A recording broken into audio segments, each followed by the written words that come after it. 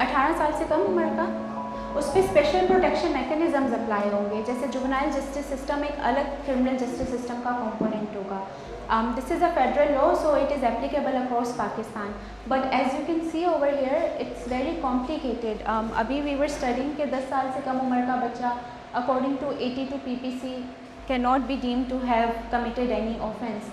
But then 10 to 14 must have been, is with his checking on his criminal culpability, he can commit offences. Then 14 is age in Article 11 subsection 3 of the Constitution, which prohibits children from working in factories. So that is how the Constitution defines a child. But then age 15, यहाँ पे prison rules 1978 के apply करते हैं. This is how they define a youthful offender. So does the Children Pledging of Labour Act 1933. अब सिंध में तो prison rule 2019 आ गए हैं, which defines a child under the age of 18, a child is somebody under the age of 18. Then 16, like sir आपने rightly state किया कि 16 साल तक के 25A में फ्री एंड कंपल्सरी एजुकेशन है. अक्रॉस पाकिस्तान जो हमारा कॉलोनियल एरा लॉ था, चाइल्ड मैरिज रिस्ट्रेन एक्ट 1929, वो बच्चों के लिए 16 साल की उम्र रखता है शादी के लिए, बच्चों के लिए 18 साल की उम्र रखता है. सो it is discriminatory. It is still applicable in Islamabad, KPK, Punjab, but in Sindh we have the same child marriage restraint act, जो एक बच्चे को एज 18 साल से कम उम्र की डिफाइन करते हैं कि it's a child if he is और she is under the age of 18. Then child marriage restraint Punjab act वाला भी it does the same thing. Then 18, अभी जो इस्लामाबाद हाई कोर्ट की जजमेंट आई थी जस्टिस बाबर सत्तार की, उन्होंने ये पूरा एक कंपैरिजन किया था कि कहीं पे एज 18 लिखी हुई है, कहीं पे एज 16 साल लिखी हुई है, बट इतनी ज़्यादा अमेंडमेंट्स रिसेंटली आई हैं. Even the one that we spoke about yesterday regarding child abuse, section 377 भी एक बच्चे को 18 साल से कम उम्र का बताता है. सो majority act says 18, guardians and ward act says 18, NADRA act says 18, and then if you need a driver's license that says 18, Sindh Child Marriage Restraint Act 18, JJSA, and Sindh Child Protection Authority Act, which has also recently been amended. It also defines a child as somebody who is under the age of 18. So now it is up to you. For me, I describe a child as somebody who is under the age of 18 as well. Legally, these are the ages of a child. How they define a child? मतलब इसमें अगर जैसे for example child marriage restraint act का होगा तो section 2 के अंदर लिखा होता है चाइल्ड लिखा होता है, child is defined as somebody who is under the age of 16.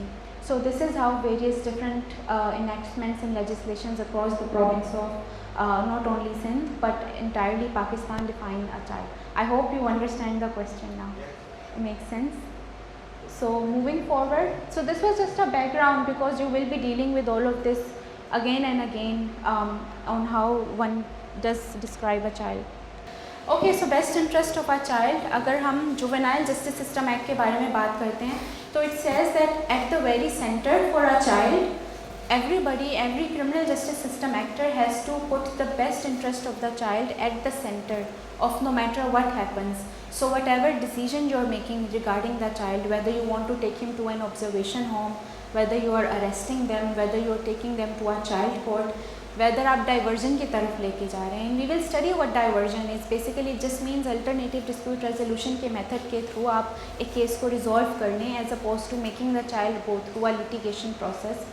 क्योंकि हमारे कोर्ट्स ऑलरेडी बहुत ज़्यादा लिटिगेशन से ओवर क्राउडेड हैं केसेस से. So even in our framework we have started to discuss alternative methods like mediation, like arbitration.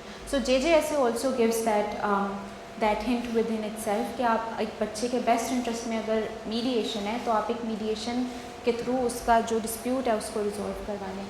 So anybody who wants to read it can read it as well. It means the basis for any decision taken regarding the child to ensure fulfillment of his basic rights and needs, identity, social well-being, physical, emotional and psychological development. So you also have to think about the emotional development. There was this one point in time I was in a child court. Karachi के waste में child courts हैं and they are very colorful. एक बार जब मैं एक child court में गई तो 2 बच्चे थे and they were crying a lot, which was very hard for me to see because they were understanding that they had made a mistake and they were regretting it now. And I think that is what the purpose is for you to understand your behavior and for you to change yourself and become a better citizen. So I felt really bad for them. They were in courts and I felt like at that point in time कि it would have been better अगर उनको court लेके आने के बजाय mediation के through चीज़ resolve हो जाती, because since they were crying they were definitely able to apologize for what they did. या अगर वो कोई community service भी कर सकते थे, like picking up garbage, because JJSA gives that allowance as well. A child within this act is under the age of 18. So 18 साल से कम उम्र का जो भी बच्चा होगा उस सब पे ये लगेगा. फॉर एग्जाम्पल लाहौर का आप लोगों को एक केस याद होगा, क्योंकि this is a federal law, जहाँ पे 2 बच्चियाँ बुली कर रही थी एक दूसरी बच्ची को लाहौर के स्कूल में. सो एक बच्ची को तो उन्होंने विक्टिमाइज़ किया था, लेकिन वो दोनों बच्चियाँ जो ऑफेंडर्स थी वो खुद इतनी ज़्यादा विक्टिमाइज़ हो गई थी बिकॉज उनकी तस्वीरें across the social media थी.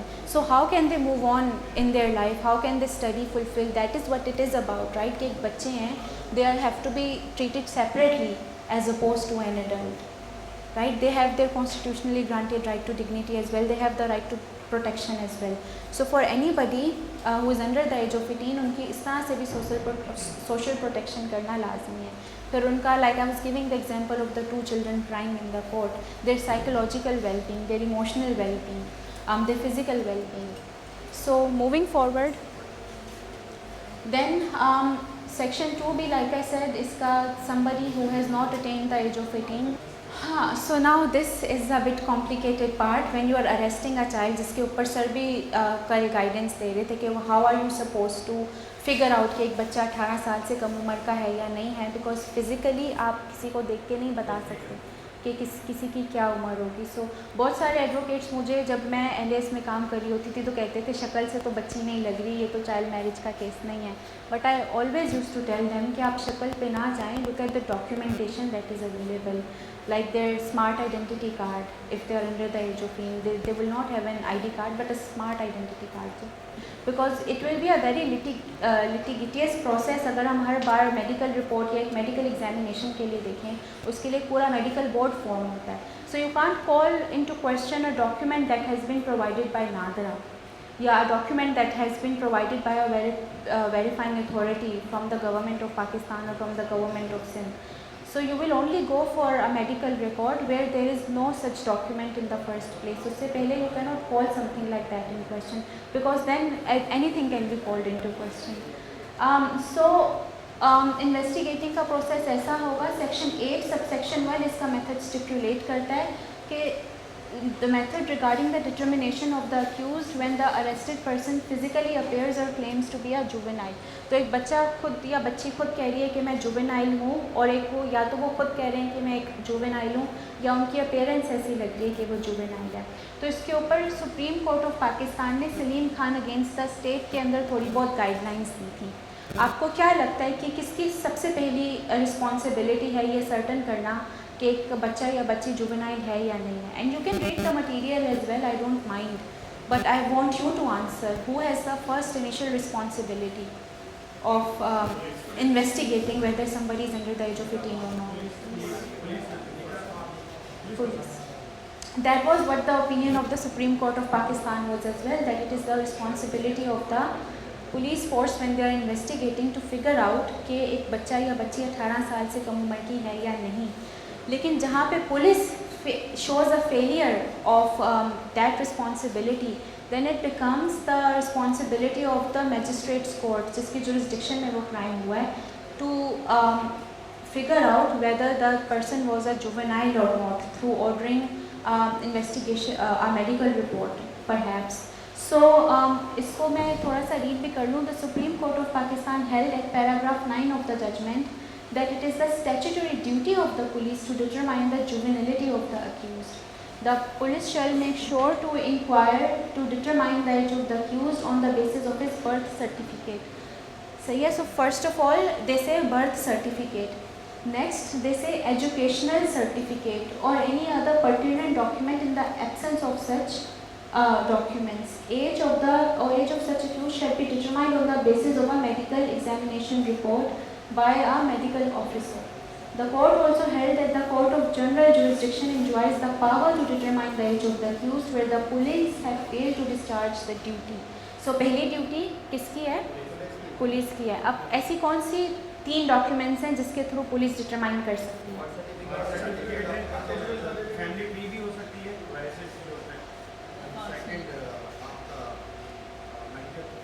Education where there is no birth certificate, then the education document is there. So उसके बाद भी even if that is not available, then you go for a medical report, or then you ask for a medical report. So I hope that is clear. Any questions regarding that? No?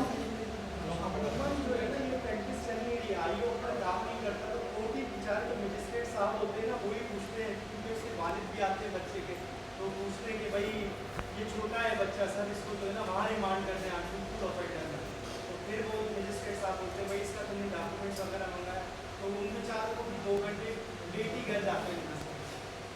And that is not in the best interest of a child at all, because if we compare this to the USA system, तो वो कहते हैं sound or sight, they particularly use a word in their law कि even in the sound and sight of an accused adult person, a juvenile should not come into.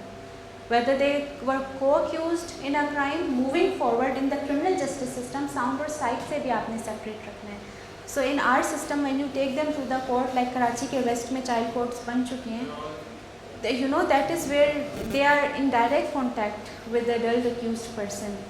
So moving forward, section 5 says that at the time of the arrest, the juvenile shall not be kept at the police station. They shall be kept at an observation home. So far as my understanding is, observation homes have not been notified, so that is a gap in the implementation of the law. But still you have to make sure that you keep the juvenile separate. If not in an observation home, then in a separate room at the police station or some other place. Or perhaps a mechanism can be created with the Sindh Child Protection Authority where they can be kept. So section 16 is really important because I practice in the courts. And every time I go there I see बच्चे हमेशा उन्होंने अपने हाथों में handcuffs हमेशा पहने होते हैं. I have never seen a police officer bring in a child to court जिसमें उन्होंने वो हैंडकफ्स नहीं पहने होते, which is against the spirit of the law because it prohibits, directly prohibits कि आप ना फेटर्स में डाल सकते हैं ना हैंडकफ्स में डाल सकते हैं. एंड अब तो खैर हमारे पास कस्टोडियल टॉर्चर एक्ट भी आ गया है which prohibits torture for anybody, any person. But specifically in the Juvenile Justice System Act, corporal punishment has been prohibited. Sindh के अंदर 2016 में भी corporal punishment act आया था. That also prohibits corporal punishment, which means मार पिटाई करना एक बच्चे की in easy terms, एक बच्चे को मारना, उसके साथ उसको डराना, धमकाना, कोई भी ऐसी चीज़ करना. It completely prohibits that. Not only through JJSA, the tortural Custodial Torture Act that has recently been enacted in 2022, and also the Sindh Prohibition of Corporal Punishment Act 2016.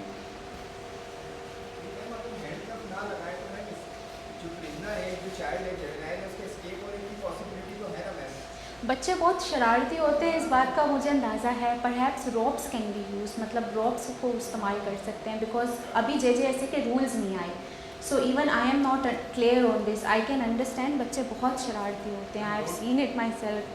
भाग भी जाते हैं. So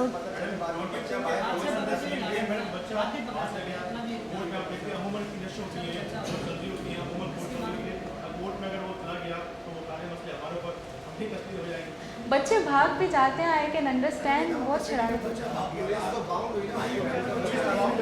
हैंडकफ नहीं, इसका एक देखें बीइंग हम we can always look for a solution. For example मेरे लिए इसका सोल्यूशन होगा कि रॉप्स से तो मना नहीं किया गया, तो परहैप्स रॉप्स यूज़ कर सकते हैं.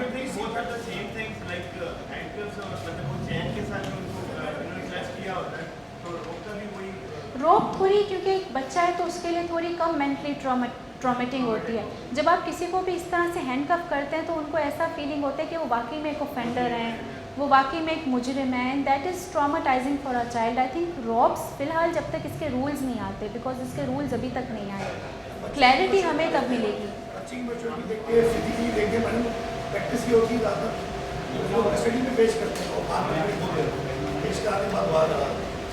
वो तो अडल्ट अक्यूज़ के लिए भी करते हैं। जो अहमद उमर का केस है सुप्रीम कोर्ट ऑफ पाकिस्तान का, उसने तो कहा है किसी अडल्ट अक्यूज़ के लिए वर्दी में भी पुलिस ऑफिसर नहीं आना चाहिए। सो आई होप, अहमद उमर का केस था एक सुप्रीम कोर्ट का, उन्होंने कहा था कि एक अडल्ट को भी आप जब वो अपना कन्फेशन 164 का बयान दे रहा होता है तो वर्दी में भी नहीं होना चाहिए पुलिस ऑफिसर, हथकड़ियाँ नहीं लगी होनी चाहिए, काम इन्वायरमेंट होनी चाहिए।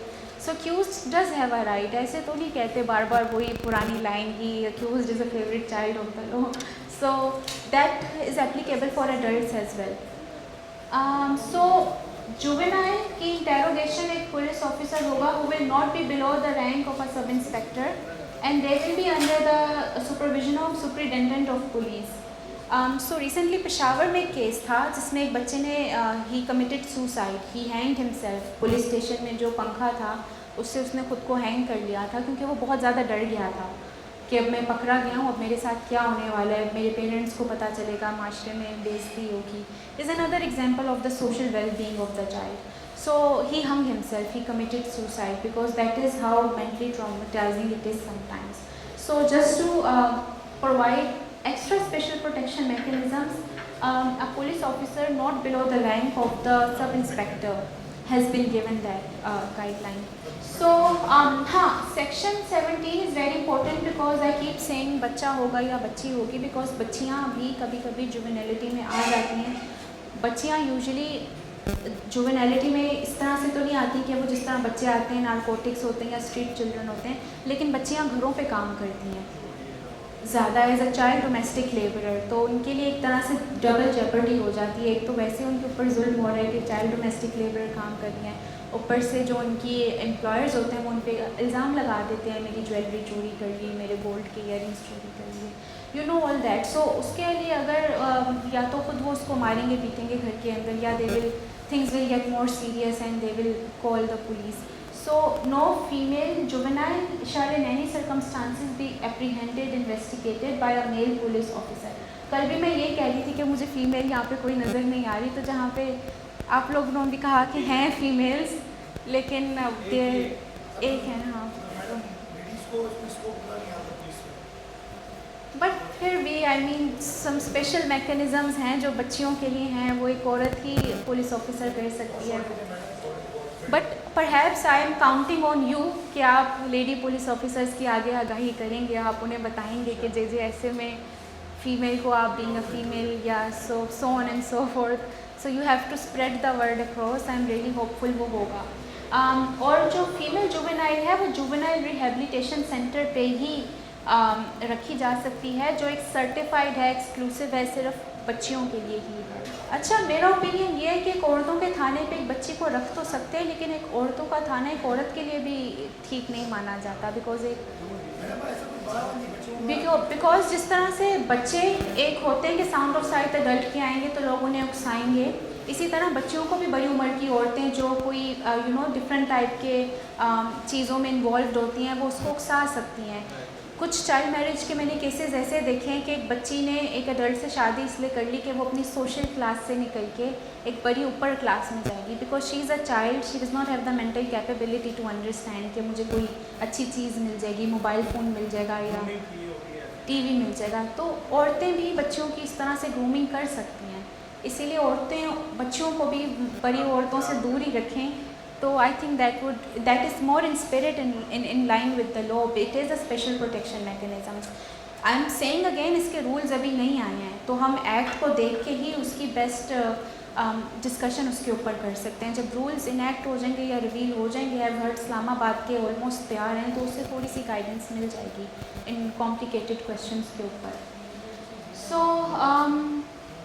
इसमें 2H में दोबारा जुवेनाइल इज़ समबडी जो एक ऑफेंस से डिफरेंट तरीके से एक्ट इस तरह से डिफाइन करता है, means a child who may be dealt with for an offence in a manner which is different from an adult। जिस तरह एक अडल्ट के लिए आप प्रोसेस फॉलो करेंगे, चाइल्ड के लिए आप वो फॉलो नहीं करेंगे। फिर juvenile offender means a child who is alleged to have committed or is found to have committed an offence। Juvenile offender का अगर आप मुझे आसान ज़बान में समझाएं तो क्या मतलब होगा? सो यहाँ पे मैंने कहा था सोशल वेलबींग, तो ये एक्ट के अंदर भी एक रिक्वायरमेंट है कि पब्लिश नहीं हो सकता, बच्चे का नाम रिवील आउट नहीं हो सकता, प्रेस में नहीं दिया जा सकता। एक बच्चे को या बच्ची को अरेस्ट कर लिया तो अगर कोई देगा तो फिर उसको सज़ा मिलेगी 3 साल तक की फ़ाइन के साथ। So it is a very serious thing which has been mandated by the law. और आप देखेंगे कि ये एंटी रेप एक्ट में भी है, जिसे हमने कल डिस्कस किया था कि एंटी रेप एक्ट में भी अगर आप किसी विक्टिम या सर्वाइवर का नाम देते हैं तो उसमें पनिशमेंट है। अब हीनियस ऑफेंसेस हैं, मेजर ऑफेंसेस हैं, माइनर ऑफेंसेस हैं। आप लोग भी इसको थोड़ा बहुत पढ़ लें। हीनियस ऑफेंस का अगर आप मुझे एग्जांपल दें तो क्या एग्जांपल देंगे?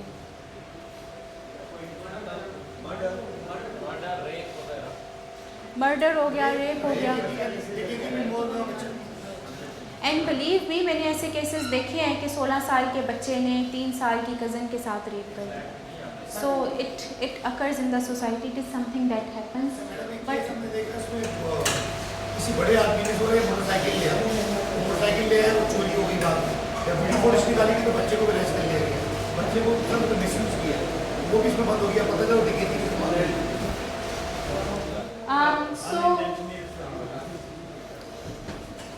हीनियस ऑफेंस बेसिकली ऐसा होगा जिसकी पनिशमेंट डेथ के लिए होगी या लाइफ इम्प्रिजनमेंट के लिए होगी, या for more than 7 years with और विदाउट फाइन। सो इस तरह से आप सेपरेट कर सकते हैं कि ये पीपीसी का कौन सा प्रोविज़न है जिसमें बच्चे को अरेस्ट किया गया है।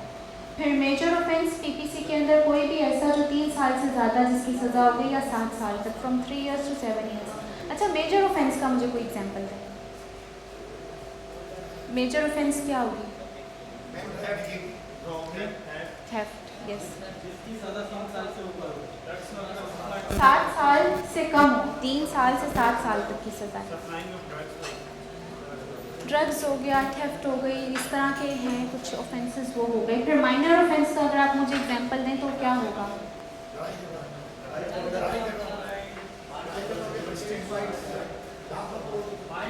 हाँ, सफिशेंट टू से, लेकिन आप कानून के अंदर अब इसको करेंगे up to 3 years।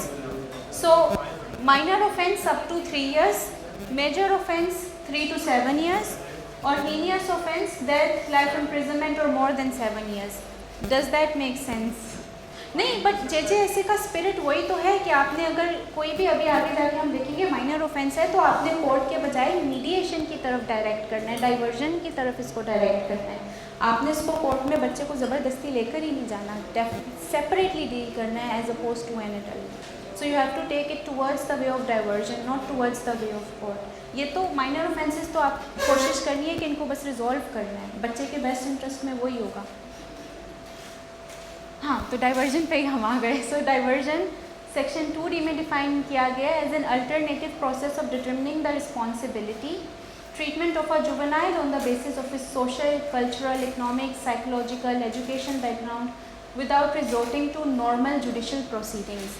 So diversion के अंदर आपने डाइवर्ट करना है, किस चीज़ की तरफ डाइवर्ट करना है? नहीं, अगर आपने डाइवर्ट करना है कि कोर्ट में नहीं लेके जाना तो किस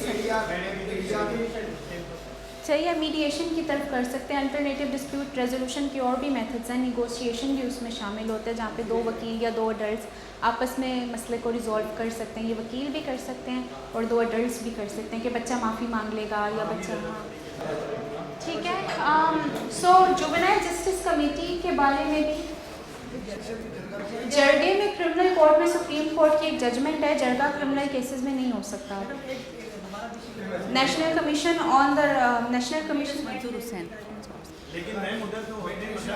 होते हैं, लेकिन एक सुप्रीम कोर्ट में national commission on the status of women की जजमेंट आई थी जिन्होंने एक कॉन्स्टिट्यूशनल पिटीशन CP फाइल की थी। तो क्रिमिनल केसेस में अब जरगा नहीं हो सकता, नो लॉन्गर अलाउड।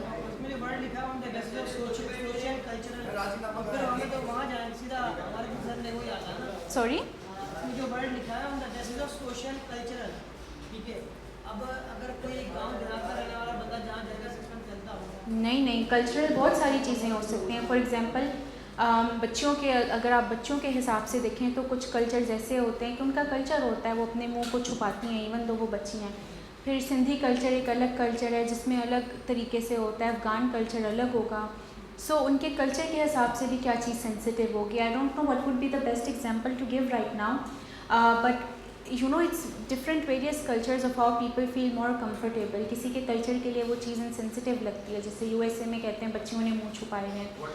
लेकिन जब रिसेंटली फ्लड्स आए थे तो औरतें बहुत मुसीबत में पड़ गई थी कल्चर की वजह से कि वो उन्होंने कभी बाथरूम नहीं इस्तेमाल किए थे अपने घर से बाहर, उनको वो जाके इस्तेमाल करने पड़ते थे. That is perhaps a concept of how you can consider the culture as well. So you have to take culture into account, economic well-being into account, educational well-being into account as well. क्योंकि लाहौर वाला case recent है.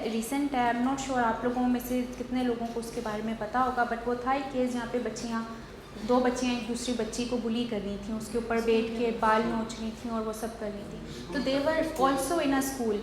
अब कुछ लोग कह रहे थे कि इनको अटेम्प्ट टू मर्डर के चार्जेस लगा दो और इनको जो है ये गंदी बच्चियाँ हैं और इनको इनके साथ ये कर दो, जेल में ले जाओ, ऐसे कर दो, which is culturally not sensitive because they have their whole life ahead of themselves.